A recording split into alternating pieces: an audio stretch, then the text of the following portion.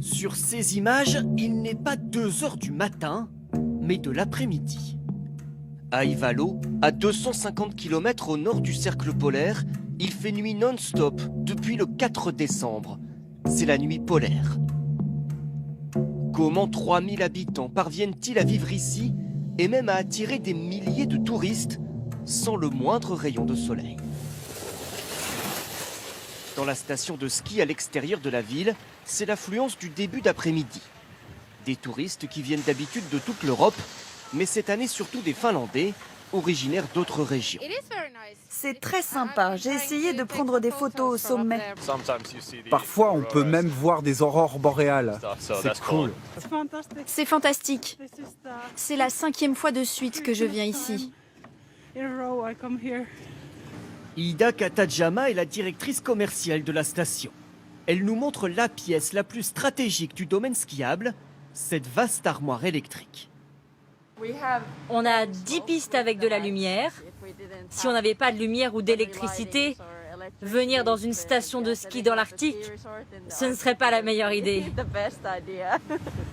Des lumières de toutes les couleurs, partout. Et pourtant, rien ne vaut la lumière naturelle, même sans soleil. C'est ce que vous diront tous les habitants d'Ivalo, et notamment ce couple d'éleveurs de rennes, en train de nourrir ses bêtes vers 10 heures du matin. Ce n'est pas sombre comme un noir déprimant.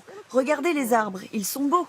Et c'est que la demi-lune. Avec la pleine lune, on arrive presque à lire. Quand il y a de la neige, c'est très bien. Ça reflète la lune. Sinon, c'est trop sombre.